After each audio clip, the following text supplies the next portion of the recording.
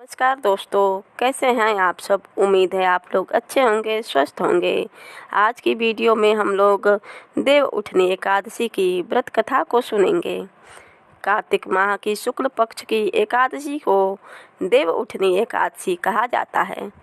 इसे देवोत्थान एकादशी, देव उठनी 11, प्रबोधिनी एकादशी आदि नामों से भी जाना जाता है। एक राजा के राज्य में सभी लोग एकादशी का व्रत रखते थे। प्रजा तथा नौकर चाकरों से लेकर पशुओं तक को एकादशी के दिन अन्न नहीं दिया जाता था। एक दिन किसी दूसरे राज्य का एक व्यक्ति राजा के पास आकर बोला, महाराज कृपा करके मुझे नौकरी पर रख लें। तब महाराज ने उसके सामने एक शर्त रखी कि ठीक है, रख लेते हैं, किंतु रोज तो तुम्हें खाने को सब कुछ मिलेगा, पर एकादशी को अन्न नहीं मिलेगा। उस व्यक्ति ने उस समय हाँ कर ली, पर एकादशी के दिन जब उसे फलाहार का सामान दिया गया तो वह राजा के सामने जाकर गिड़गिड़ाने लगा, महाराज इससे मेरा पेट नहीं भरेगा, मैं भूखा ही मर जाऊंगा, मुझे अन्न दे दो। राजा ने उसे शर्त की बात याद दिलाई, पर वह अन्न छोड़ने को राजी नहीं हुआ।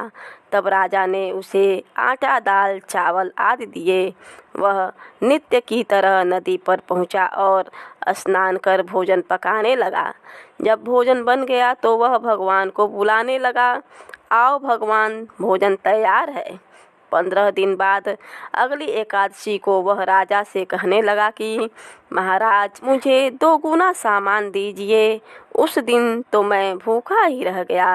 राजा ने कारण पूछा तो उसने बताया कि हमारे साथ भगवान भी खाते हैं, इसलिए हम दोनों के लिए ये सामान पूरा नहीं होता। बुलाने पर पीताम्बर धारण किए भगवान चतुर्भुज रूप में आ पहुँचे तथा प्रेम से उसके साथ भोजन करने लगे।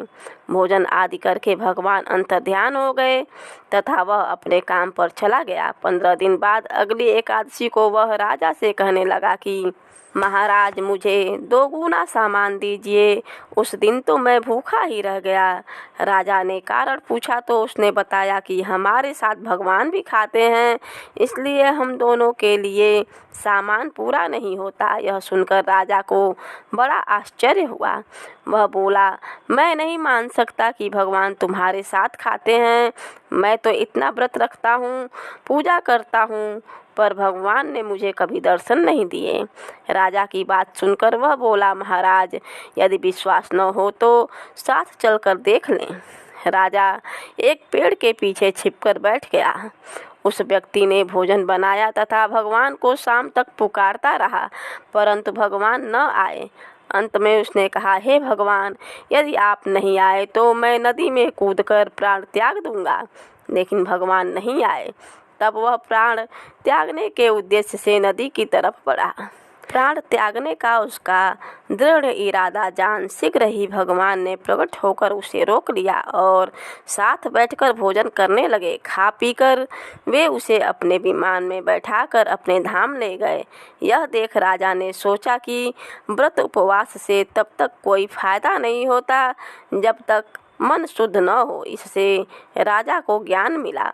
वह भी मन से व्रत उपवास करने लगा और अंत में स्वर्ग को प्राप्त हुआ। बोलो विष्णु भगवान की जय, माता लक्ष्मी की जय।